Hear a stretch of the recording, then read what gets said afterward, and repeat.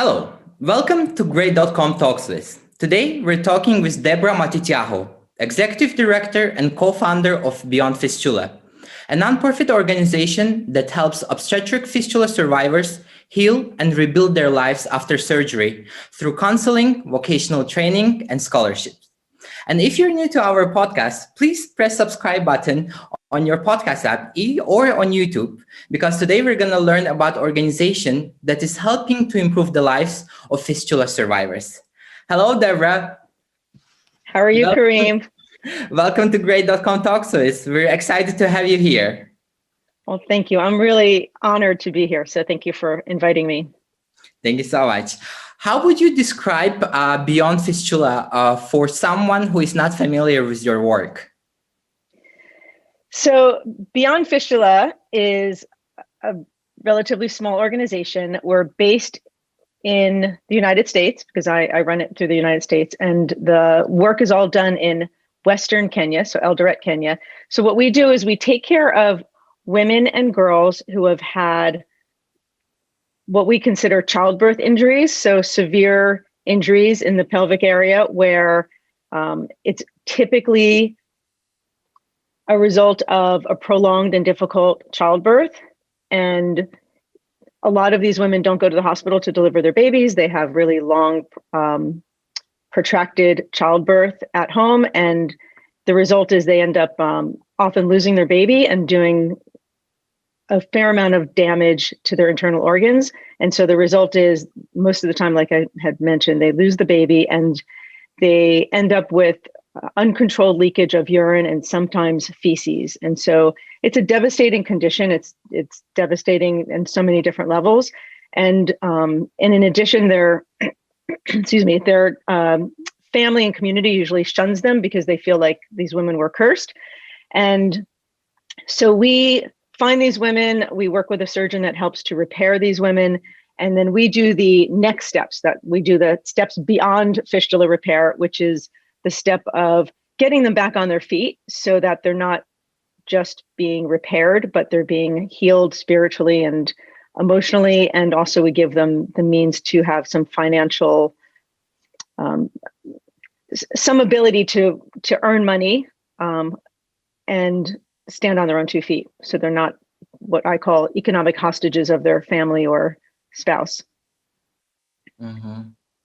So, some of the stories that you indicated, they're very sad. And the fact that you are addressing those issues and helping those young girls and women overcome them is worth acknowledging. So thank you for your work. How spread is this illness or fistula in Western Kenya, and what are the main causes of it?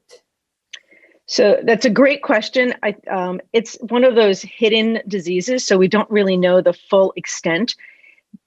We say that obstetric fistula is a condition in areas where there's limited to no maternal health care and where women's health care is not valued. And so it's pretty widespread in many areas in the developing world where healthcare is not available to women or to others.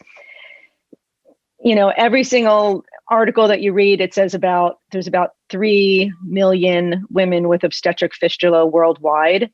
But we don't really know because we don't know until we find them. And most women stay silent and stay hidden because they're embarrassed. The fistula surgeon that I work with probably does about 500 fistula surgeries a year. And he's not the only one in Western Kenya. There's others.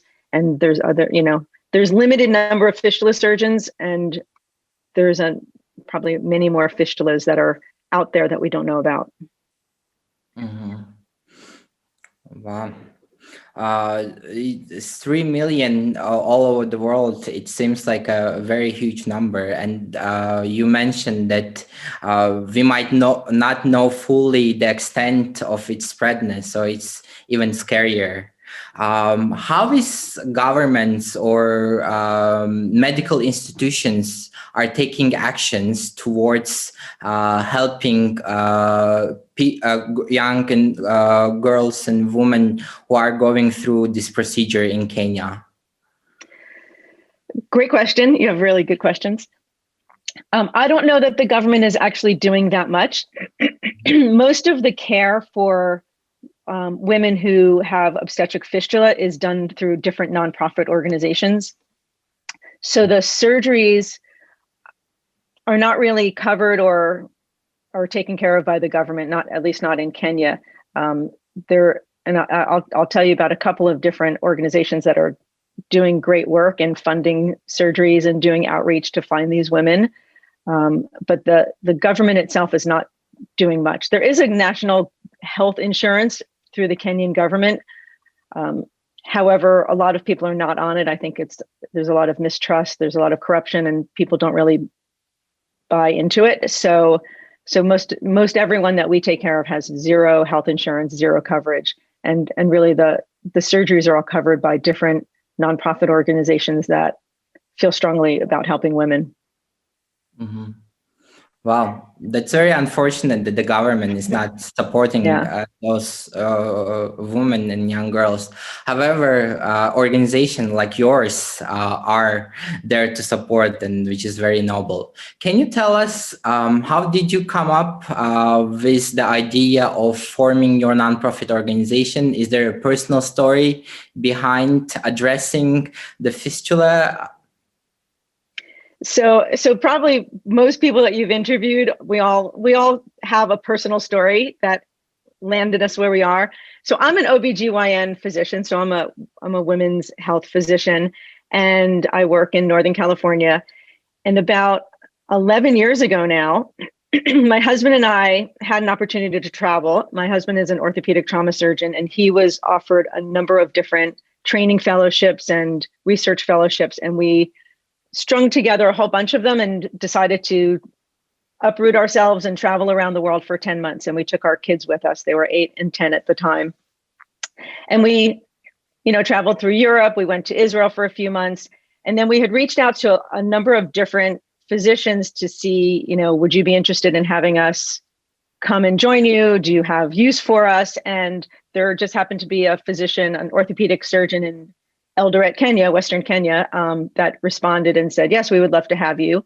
And my husband said, well, great. Is there a gynecologic surgeon that my wife could work with? And I just happened to be connected to Dr. Hilary Mabea, who's the fistula surgeon that I'm still working with today. So we spent a month in Western Kenya. My husband worked in the orthopedic department. I worked with Dr. Mabea. I assisted on surgery. I was really, really taken with the stories. The nurses and the nursing students in the emergency room said, what do you guys do for fistula surgery in the United States? And I said, well, we don't really have this issue in the United States, because for us, prolonged labor is 3 hours of pushing and then somebody gets a C-section. Here, prolonged labor is 5 days of pushing in your hut, and then you have to find a way to get to the hospital. And by then, there's some, severe consequences. And so they were shocked that we don't have fistula. I was shocked at how most of these women have worse healthcare than my dog gets. And it was really sad to me. And so I found a woman in the hospital who spoke English and Swahili, and I asked her if she would help me out and allow me to use her, her translation skills to help me interview some of the women after surgery. And so I started interviewing woman after woman to get their stories. And most stories are the same. I had forced intercourse, or I was sold young as a bride. I got pregnant. I pushed for days. Everyone kept saying, keep pushing, keep pushing. I didn't feel the baby move. They said, keep pushing. And then I passed out and I woke up. I was in the hospital. My baby was gone. I went home and I was leaking. And then everyone thought I was cursed and kicked me out of the house. And I had to drop out of school. I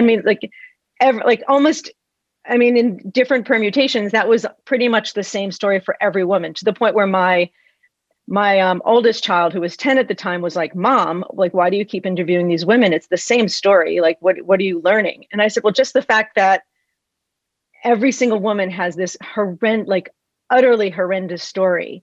And after a few interviews, even you as a 10-year-old are already sort of immune to the horrific tragedy of these stories, tells me that we need to do something.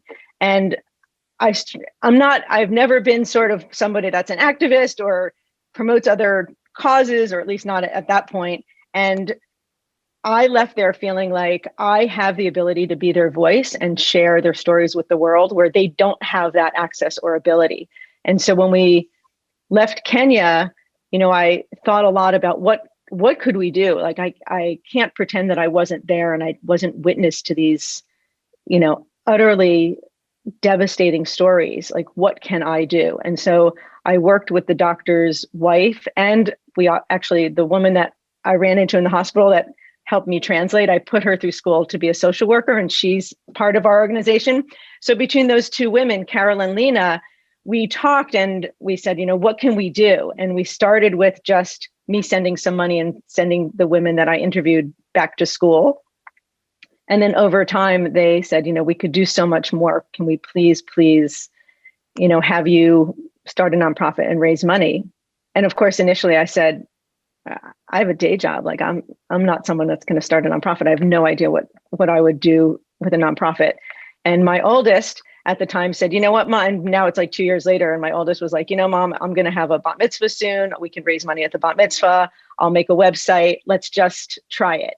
And so I thought it was going to be a 1 or 2 year event of just, let's see what we do with this. And now here we are 10 years later, and the organization keeps growing and growing. And so I've grown into the role, and the local team has grown into the role. And, it's one of those stories where it just, I saw something, I felt something, and I felt like I couldn't live with myself if I didn't try to do something. I can hear the emotions that is coming through your voice. It seems like those stories really touched you upon, and that led you to changing the lives of the young doctor that you were working with, that you put her through the school. And now I think I imagine the numbers are in 3 or 4 digits, that you're helping many young women across the Kenya. I applaud you for your cause and for your bravery. That's wonderful. Well, thank you.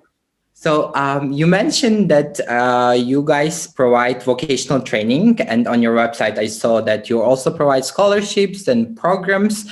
Could you please briefly tell us about 3 those things that you're working on and how they're impacting the lives of young girls and women who are enrolled? Absolutely.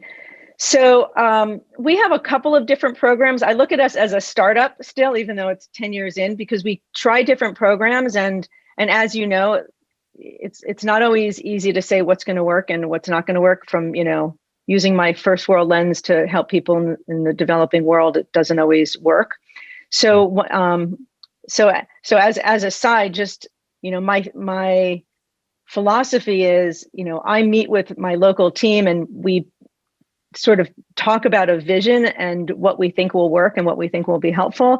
And then they institute all of the programs. So I don't micromanage anything. I really let the local team decide what works best. And these are a lot of the programs that they came up with. So our initial program that we started with was school scholarships. So getting some of the younger girls back into primary and secondary school. And so we give them full scholarships. So ends up between like $500 to $800 for a year to pay for like tuition, sometimes room and board, exam fees, food, everything. So we have about 10 young students right now in school. Some of them live in our program house, some of them are in boarding school, some of them are going to school from their own village at home. And so we're committed to those students until they graduate. So it's a smaller program because it's a really long-term commitment. And that program it's a tough one because a lot of these girls have not been in school for a while, have depression, have social anxiety, have really, after being stigmatized with having a fistula, have a really hard time being back in school, Some of them are still leaking a little bit even after surgery, because some of them need multiple surgeries to be dry. So that's one of our programs. And we actually have connected, we connect with a lot of other organizations, like crowdsource funding organizations, to help us. And so for the school students, we're connected with the school fund. And that helps us raise funds to keep all the students in school. So that's our school program and school scholarship. The second program that we started from the beginning was we call it the intensive or deep dive vocational training program. So this is a program where we have anywhere between 10 and 15 women in this program. They all live in our program house. So we feed them, we house them, we, do a lot of emotional and social support. And we send them to a local vocational training college, and they get to choose what they want to train in. Most of them are all training in tailoring, hairdressing, or catering. And so that's a lot for that. For those programs, a lot of it is a year and a half long program. And then afterwards, the school helps them get an apprenticeship. And afterwards, we also support them and help them get a business grant. Mm-hmm. The third program that we had just started in the last 2 years were 3-day intensive training seminars. So we grab about 40 women that most of them are older women. They have families. They can't afford to be in our program for a year long, but we bring them in for 3 days and do an intensive business skills training seminar to teach them, how do you budget? How do you save money? How do you say no to your family members when they notice that you have a few dollars and they want your money? How do you negotiate and say, well, I want to reinvest my money back in my business so that I can grow the business so that we eventually can have more money. So there's a lot of local learnings, besides what we would think of as business learning. So we do a 3-day business skills seminar, and afterwards send them home with food. And then once they pitch an idea to us, a business grant.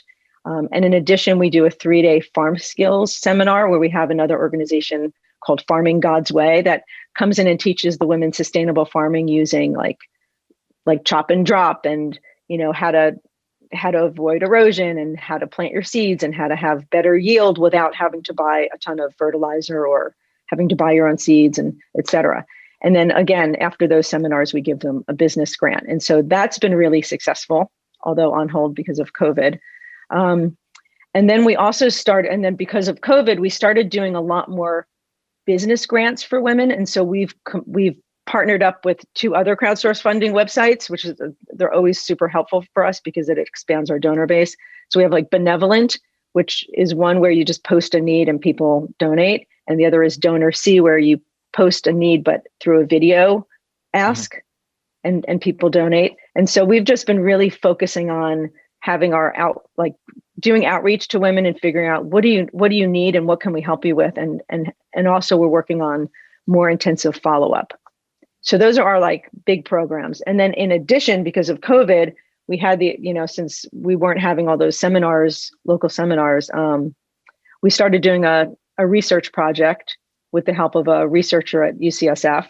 And we're doing a retrospective study to see what is the financial, social, and emotional impact of our program on these women. And so because we've got researchers going out and interviewing a lot of women, we're also using those researchers as follow-up for the business grants that we're giving out. That's wonderful. We got a lot of things going on at once. Yeah, that's incredible. The fact that you're not only addressing one age group, but you're addressing young girls, you're addressing adults, and you're also addressing the women who are in their path of who have already built families, and they want to enter the job market through either training, or they want to open their own businesses. The fact that you are supporting them all, and not only with education, but also with grants and business grants when needed, it's incredible. How do you see the issue of fistula and your organization addressing it and solving it in the next 10 years? So I don't see our organization solving the issue. Addressing. We're addressing, but certainly not solving. That's a tough one. because fistula really happens in areas where women have no access to healthcare and are usually isolated. Most of these women are in remote villages.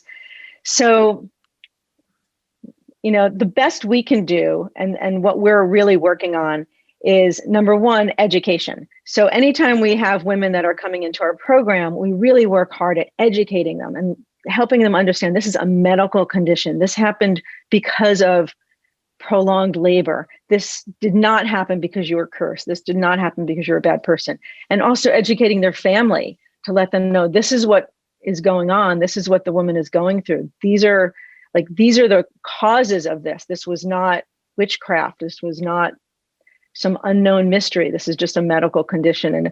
And we feel like the more we educate the families and the men in the village, the better these women are. I could tell you that we work closely with other organizations that do a lot of outreach and a lot of education and a lot of, radio programs saying, like, if you know somebody that leaks, send them to us, and in addition, after we work with these women, we, repair them, et cetera, like we make sure that we try and get them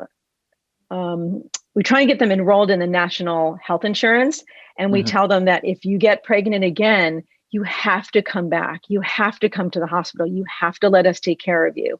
Like, we will do a C-section. We will try and do everything we can to prevent a future injury like this, and let them know they're very susceptible to having this happen again if they have another birth. So, it's really just a ton of education of the patient, the family, and then, the community. You're absolutely right.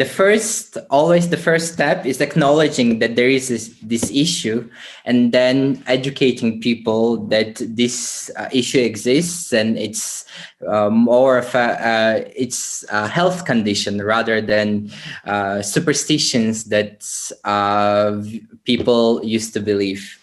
And for our viewers who would like to support your organization, how can they do that? So in so many ways, we have different ways that you can donate, and we try and have it so that there's a lot of different options so that you can feel really good about what you're doing.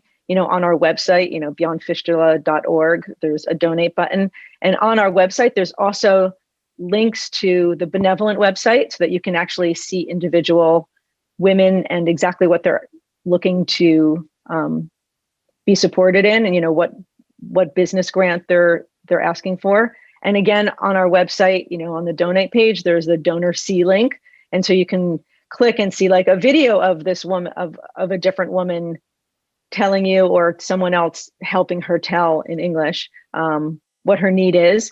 And then there's a link for the school fund if you want to look at like the school children that we're taking care of, and you can donate to a specific child that needs help, funding their school. Or you can just donate, through our website, and just for whatever the need is. Absolutely. The link to your website will be provided in our description. So for our viewers who are interested to learning about more about this cause and how to help and how Beyond Fistula is improving the lives of young women in Africa, you're more than welcome to click the link in the description. Thank you so much, Deborah. It was my pleasure to get to know you and the work that you're doing with Beyond Fistula. Well, thank you. I really appreciate the time and like the passion that you have for, interviewing me and asking me questions, and your interest. I really, really appreciate you. Wonderful. For you listening, if you liked our conversation, please press subscribe button either on YouTube or your podcast app, because this will show the algorithm that this conversation is important, so more people can learn about it and more people can take action towards helping those in need.